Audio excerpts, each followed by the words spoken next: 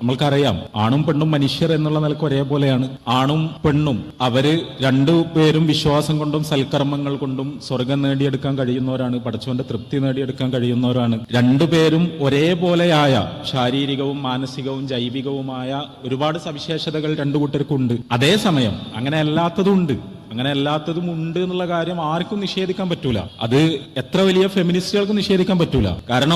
കാരണമൊക്കെ നമുക്ക് പറയാം. എന്തായിരുന്നു ചോദ്യം? സ്ത്രീ പുരുഷ അസമത്വം അല്ലെങ്കിൽ സ്ത്രീ പുരുഷ തുല്യതയില്ലായ്മ, സ്ത്രീ വിവേചനപരമായിട്ടുള്ള നിയമങ്ങൾ ഇസ്ലാമിൽ ഉണ്ടോ? ഉണ്ടെങ്കിൽ അതിന്റെ ന്യായം എന്താണ്? അപ്പൊ ഉണ്ട് എന്ന് സമ്മതിക്കുകയാണ്, ഇപ്പൊ ഉണ്ട് എന്ന് സമർത്ഥിക്കുകയാണ് ഇപ്പം അദ്ദേഹം ചെയ്തുകൊണ്ടിരിക്കുന്നത്. അതിന് ഇനി ശാസ്ത്രത്തെയും പിന്നെ അതേപോലെ തന്നെ ഇവിടുത്തെ ഫെമിനിസ്റ്റുകളെയും അതേപോലെ ഇവിടുത്തെ എത്തീസ്റ്റുകളെയും ശാസ്ത്ര പ്രചാരകരെയും ഒക്കെ അദ്ദേഹം കൂട്ടുപിടിക്കാൻ പോവാണ്. ഇനി എന്താണ് വ്യത്യാസം? നമുക്കറിയാം, ഈ ഫെമിനിസ്റ്റ് ഡിസ്കോഴ്സുകളൊക്കെ നമ്മൾ പരിശോധിച്ചാൽ നമുക്ക് കാണാൻ കഴിയുന്ന ഒരു കാര്യം, അവര് ബയോളജി അല്ലെങ്കിൽ സയൻസ് വളരെ കുറച്ച് മാത്രം സംസാരിക്കുകയും സോഷ്യൽ സയൻസ് വളരെ കൂടുതൽ സംസാരിക്കുകയും ചെയ്യുന്നു എന്നുള്ളതാണ്. അല്ലെങ്കിൽ ബയോളജി തീരെ സംസാരിക്കുന്നില്ല എന്നുള്ളതാണ്. അത് ഞാൻ പറയാൻ കാരണം, ജീവശാസ്ത്രപരമായി ശരീരശാസ്ത്രപരമായി ചില രംഗങ്ങളിൽ സ്ത്രീകളും പുരുഷന്മാരും വ്യത്യസ്തരാണ്, മാനസികമായി വ്യത്യസ്തരാണ്, ലൈംഗികമായി വ്യത്യസ്തരാണ്. വ്യത്യാസമുള്ള ചില ഏരിയകളുണ്ട്. ആ ഏരിയകൾ നമ്മൾ ഇല്ല എന്ന് പറഞ്ഞുകൊണ്ട് കാര്യമില്ല. അപ്പൊ സ്വാഭാവികമായും ആ വ്യത്യാസങ്ങളെ പരിഗണിച്ചുകൊണ്ട് വേണം നിയമനിർമ്മാണം. അതാണ് ഇസ്ലാമിന്റെ യുക്തി. അതായത് പുരുഷനും സ്ത്രീയും ബയോളജിക്കലി ഡിഫറന്റ് ആണ്.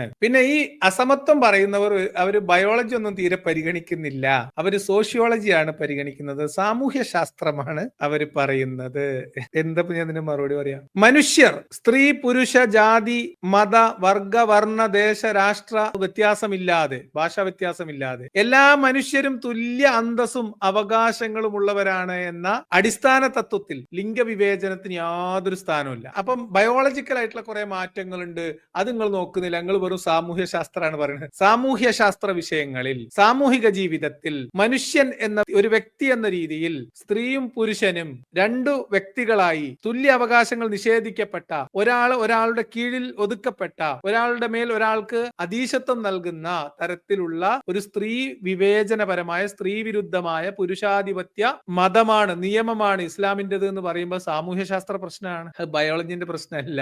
തൻവീർ ഉസ്താദേ, ഈ അസമത്വം, വിവേചനം, സ്ത്രീ വിരുദ്ധത എന്നൊക്കെ പറയുന്നത് സാമൂഹിക ശാസ്ത്രമായി അല്ലെങ്കിൽ രാഷ്ട്രീയവുമായി ബന്ധപ്പെട്ട വ്യക്തി നിയമങ്ങൾ, സാമൂഹ്യ നിയമങ്ങൾ, രാഷ്ട്രീയ നിയമങ്ങൾ എന്ന് തുടങ്ങിയിട്ടുള്ള ഭൗതിക വ്യവഹാരങ്ങളുമായി ബന്ധപ്പെട്ട കാര്യങ്ങളാണ്. അത് ബയോളജി വരൂല. ഒരു വ്യക്തി എന്ന അർത്ഥത്തിൽ തുല്യമായി പരിഗണിക്കേണ്ടുന്ന അവസ്ഥകളിൽ, സാമൂഹികമായിട്ടുള്ള ഇടങ്ങളിൽ, കുടുംബത്തിൽ, ബന്ധങ്ങളിൽ, രാഷ്ട്രീയത്തിൽ, ഇത്തരം കാര്യങ്ങളിൽ പുരുഷനും സ്ത്രീയും തമ്മിലുള്ള അസമത്വത്തിന്റെ ന്യായമാണ് ചോദിക്കുന്നത്. അപ്പൊ ബയോളജിക്കൽ റീസൺ പറയാണ്,